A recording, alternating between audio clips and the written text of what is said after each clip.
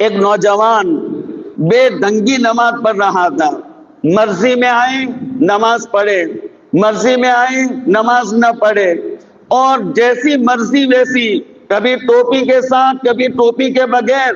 حدیث سنو، آپ علیہ الصلوۃ والسلام نے فرمایا ہمارے اور ان مشرکوں کے درمیان میں فرق الکلن صورتو، ٹوپی ہے کہ ہم ٹوپی پہنتے اور اس کے اوپر امامہ باندھتے، اور یہ مشرکین بھی امامہ باندھتے لیکن وہ ٹوپی نہیں پہنتے۔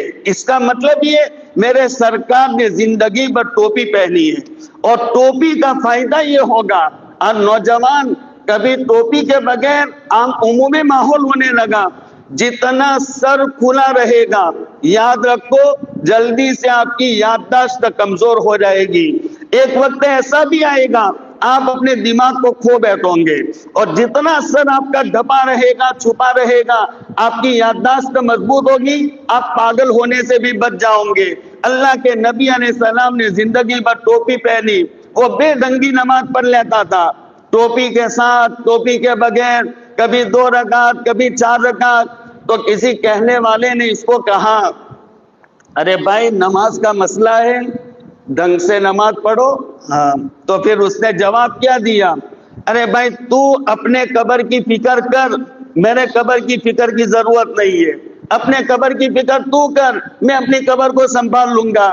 بس کسی کو صحیح ڈھنگ سے جواب بھی نہ دیتا، ایسی اس کی حرکت شروع ہوئی۔ اس کے بعد میں وہ بیمار پڑ گیا، بیمار ایسا پڑ گیا کہ اس کی بیماری کوئی ڈاکٹروں کو بھی سمجھ میں نہیں آ رہی، رپورٹ کروائے رپورٹ میں کوئی بیماری سمجھ میں نہیں آئی، اور اس کا پاخانہ یہ نچلے راستے کے بجائے منہ سے نکلنے لگا، اب بدبو پھیلنے لگی۔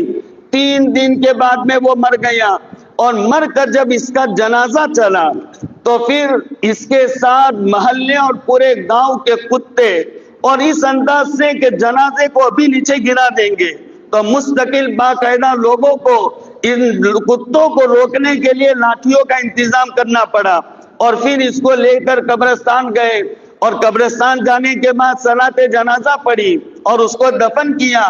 دفن کے ساتھ کتوں نے اس کی قبر کو کھولنا شروع کر دیا۔ اب یہ انتظام، اب یہ لوگوں نے ان کو ہٹانا شروع کیا۔ اس کا باپ تھا وہ بھی سر پکڑ کر کے رونے لگا، بھائی بھی رونے لگا، بلکہ یوں لکھا بھائی تو قبر پر سو گیا۔ اب لوگوں نے انتظام کیا، ایک اللہ والے تھے، انہوں نے کہا کہ بھائی دیکھو آپ یہاں پر یہ کتوں کا انتظام کرو، اور میں کسی عالم اور اچھے مفتی سے اس کا فتویٰ طلب کر کے آتا ہوں کہ اس کے بارے میں کیا کرنا چاہیے۔ وہ دارالفتہ میں گئے، مفتی صاحب سے پوچھا اور پوری بات بیان کی کہ نماز کے ساتھ اس کا ایسا معاملہ تھا اور ایسا جواب دے رہا تھا، بے ڈھنگی نماز پڑھ رہا تھا۔ وہ مفتی صاحب نے جواب دیا اللہ کی طرف سے یہ ایک عبرت کا واقعہ ہے، اس کو اس کی حالت پر چھوڑ دو اور اس کی قبر کھول کر کے دیکھو۔ یہ مفتی صاحب نے جواب دیا۔ اب یہ جواب لے کر فوراً قبر تو کھول نہیں سکتے، تو پھر اس کے بعد میں وہ تھانے میں گیا اور جا کر کے اس نے رپورٹ لکھوائی کہ ہمارا مذہبی یہ حکم ہے اس کی قبر کشائی اور قبر کھولنے کی ہے۔ تو وہ عالم صاحب کو وہاں بٹھایا جو فتویٰ پوچھنے کے لیے گئے تھے، اور پھر اس کے بعد ان کے ساتھ پترکار صحافیوں کو بھیجا اور پوری ٹیم گئی کہ کوئی عجیب واقعہ ہونے والا ہے، اور جا کر کے کہا قبر کھولو، تو قبر کھولی گئی تو وہ نوجوان اس میں نہیں تھا، وہاں پر ایک خنزیر پڑا ہوا تھا، اور اس کے دانت منہ میں بہت بڑے بڑے، اور اس کے گلے میں لوہے کا توق جکڑا ہوا، اور وہ خنزیر سویا ہوا تھا۔ آگے ایک روایت سنو، اس پر میں اپنی بات پوری کر دیتا ہوں۔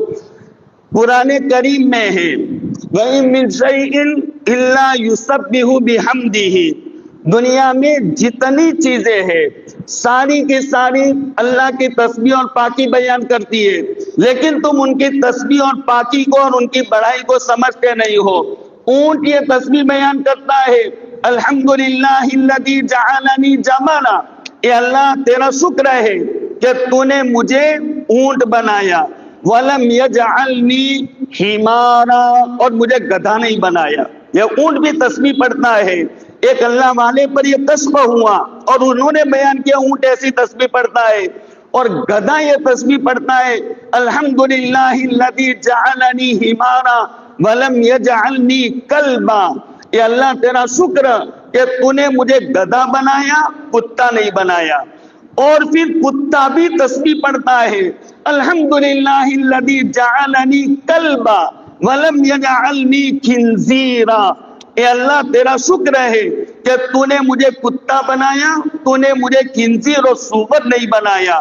اور خنزیر یہ دعا کرتا ہے اللہ سے اور یہ تسبیح پڑھتا ہے الحمدللہ الذی جعلنی خنزیرا ولم یجعلنی تارک الصلاۃ، اے اللہ تیرا شکر ہے کہ تو نے مجھے خنزیر بنایا، بے نمازی نہیں بنایا۔